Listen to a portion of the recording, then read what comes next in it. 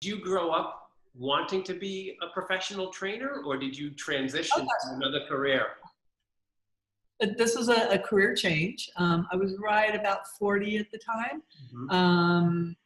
I was a photographer and a writer, a published writer that wrote for in the auto racing industry. And my husband is a photographer that's actually an inductee of the Hall of Fame for his photography.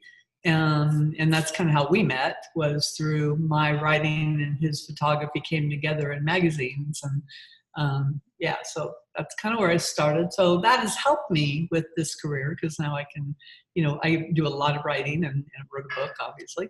And the photography end is, definitely something that works in this career. So yeah, it was a big career change, a little over time. And then probably when I started at San Diego Humane, which was 2000, that's when I pretty much put the photography and that business. My husband still runs that business, so we have our own photography business. So. How did your evolution as a professional dog trainer begin? About 25 years ago, when I'd worked with cats with my kids growing up through high school and whatnot, and then when they moved away, we still had a few cats, but we had worked with a lot of behavior and with the rescue locally, and when they left, kind of the empty nest syndrome, I went, I want to get a dog. And so I had seen some dogs working at the Del Mar Fair, which is our big county fair, that were Australian Shepherds. And I want one of those, and I want one in blue. Terrible reason for getting the dog. But that was my education. That's what started me. And my dog, Cody Blue, her name was,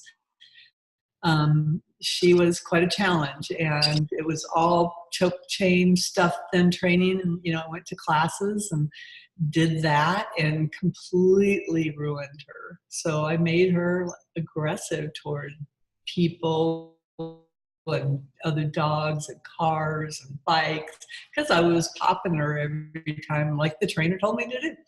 So when I went to a class with her, she was about 8 months old at the time, as the same trainer. There was another dog in the classroom, a little Irish setter, their first dog as a married couple kind of thing, and they didn't know what they were doing either. And so when I came in with my dog, their dog started barking in excitement, and the instructor that was teaching the class grabbed their dog, just grabbed the leash out of their hand and slammed the dog against a wall and said, "You need to correct this dog more." And the dog screamed, and I went, "I can't do this." Yeah. I was lucky that I had that experience, because it's what sent me searching. Otherwise, I probably would have happily gone along with what everybody was doing at the time. But then I found Karen Pryor's book. Ian Dunbar had his videos out at the time. I started volunteering in the shelter, and that's sort of where it all happened. I just loved learning about dogs and their personalities, and working in shelters for 10 years of my beginning career, and with rescues and whatnot. It was just a huge learning experience, which I'm still on today. So never stops, as you know. You mentioned your book, which I believe is called Chill Out Fido. Do you still specialize in helping dogs to, I guess, relax? Yeah, I mean, it's always been kind of my thing. After working with my dog Cody and needing something for her, and then working in the sheltering environment, that's always a huge thing in that environment. And that's what kind of spurred me to write the book. Was I kept writing handouts for clients, and they all were all about calming down, chilling out, learning about how to do all of that sort of thing. And I went to Dogwise Publisher and I said, "Would you like to, publish a little booklet that, instead of me printing 20 pages every time I had," it was sort of self-serving. And they said, "Oh, we like this idea." And so it turned into a book. I just wanted a little like Patricia McConnell book, just one of those little tiny little books like that I could just hand to clients and turn into a full book. So. And you said one of your earliest experiences visiting a trainer or trying to get training for your dog, the people were rather aggressive or strong-handed. If someone today is looking to hire a trainer, is there certain things maybe that they should be looking for on the website, or if they're talking to the person on the phone and they're considering hiring a trainer? I think, there's a few. IAABC has a nice handout on how to hire a trainer, what to look for in a trainer. And there's some good stuff out there, but to me, the number one thing is, from a trainer's perspective, we're looking to enfold anybody that wants to learn, right? So, we have to, as Ken Ramirez always says, we have to meet people in the middle, where they are in the moment. And so if they're, attached to their choke chains and all of that sort of thing, then we have to work that. We have to teach them what to do differently. From their perspective, they don't know any better. I love Veronica Batelli's stuff on her business part of working with animals, is that our clients don't want to be dog trainers. If they did, they would be doing the stuff that we do. They just want things fixed, quote unquote. They want their dog to stop doing fill in the blank. Mm-hmm. And so they're not really looking for specifics. I think they're looking for the closeness. So, having video stuff available is really nice.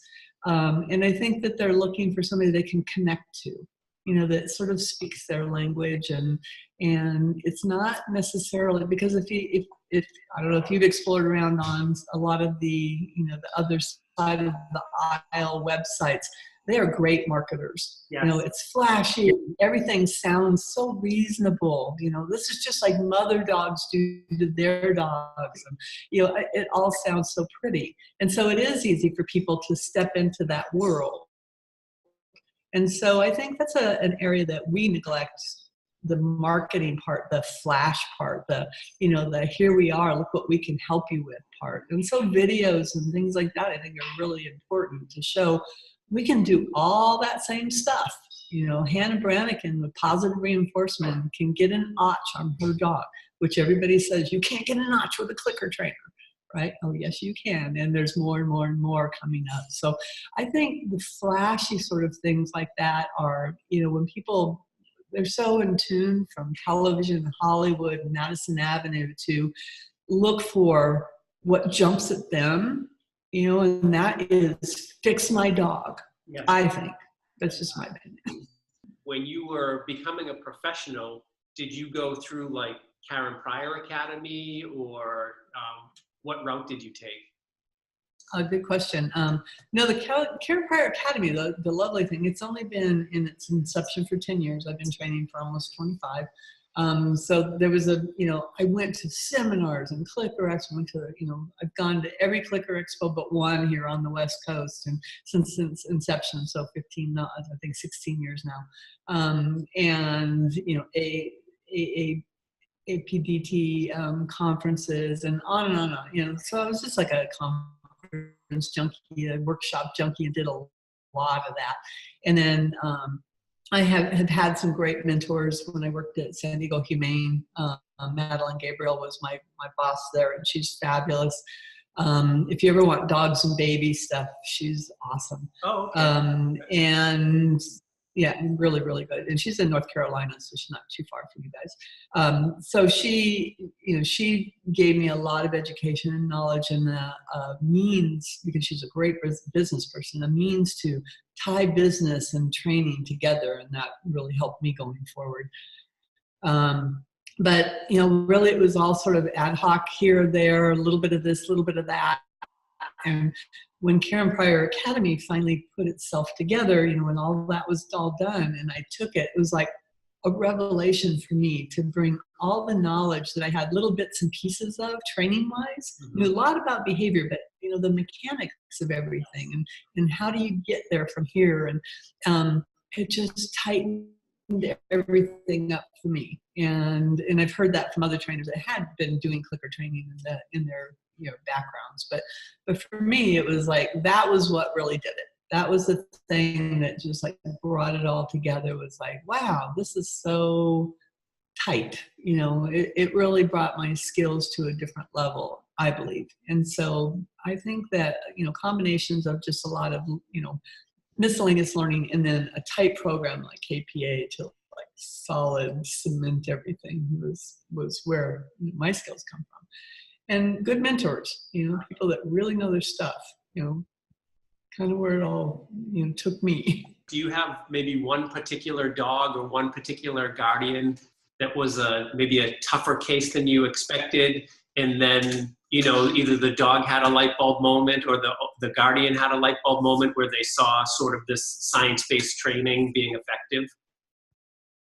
Yeah, actually, one of my dogs I talk a lot about. I have a lot of videos, and I've done a lot with them. I worked with them for over 9 years with that particular dog, and then their other dog. She was an Italian Mastiff, close to 130 pounds worth of dog, very young, impulsive, came from a puppy mill, which they didn't know. And so health issues and skin conditions and, cherry eye and just all kinds of stuff happened. She wouldn't eat very much, and they were like always trying to always had diarrhea for like the first year in her life.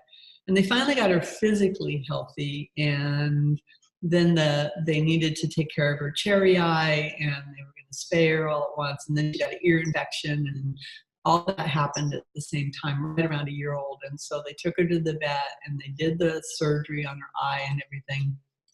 And then she needed to have drops in her and her ears because she had ear infection, all like 8 times a day with everything. And 130 some pound dog looked at her people who are not dog handlers, and Mama is tiny. She's maybe 110 pounds. The dog weighs more than her. Husband is very athletic, but he's in a wheelchair. He's an Olympic wheelchair tennis player. This dog decided to say, no, you can't touch me with that stuff, and I will bite you and I will mount you when you come near me. And so then the big dilemma of, should we keep this dog? What do we do with her? Rescue won't feed her the way she needs to be fed. And so I'd worked with her off and on. Mostly was working with our little dog and a little bit with her. And they said, we'd like to discuss her life. And so we talked about euthanasia. We talked about, going to a rescue group, and what it came down to, they were willing to spend the time and money to hire me to see if we could get past this problem. She wouldn't eat. She would check out. She would shut down. I had like very little to work with when I started doing an intensive program with her. And so we had to pre-mac eating. She would play with her toys. She liked that. So I pre-maced her so she would eat. And we got her to the point where she became a huge pig about food after that. That became very exciting and fun for her. So it was really neat to have that. I taught her to wear goggles first, so I could be around her head, not intrusive and things. And then we switched to a full-on muzzle. I have video on clickertraining.com of muzzle training of her just like putting her face, coming across the room and shoving her face into a muzzle. It was so fun for her. And that just transferred to tons of different things. And then we worked on all her reactive behaviors that she was displaying, a lot of it because she wasn't feeling well. But she would go after skateboards and some trucks and cars and definitely other dogs and people that looked weird, like hats and things like that. So, she's a guarding dog, so some of that kind of built in there, and plus puppy mill made it worse. And sick, she wasn't able to retain a lot of the puppy socialization things that we did as a puppy. And so we kind of did all this remedial work. I worked with her for about 3 months, every day, 2 to 3 hours a day, with lots and lots of breaks, obviously, and lots of fun. And she turned out to be the most fabulous dog. And with them, she died last December. Not a very long life, 8.5 years, but big dog. And it was just a fabulous experience working with Gaia, and the successes that we had with her, and the love that came with the family after she learned some skills, right? By way of people getting a better understanding of what science and positive-based training is, let's say I just adopted and brought a new dog or puppy into my home. If someone wanted to, or if I wanted to teach the dog a recall to come to me, is there a preferred way to shape that behavior? A preferred way for recall. You know, that it's one of those behaviors that everybody has a little different twist on it, right? I personally like to back chain. So I teach the end first because that's the piece I want the strongest. The dog presenting in front of me, maybe me taking their collar.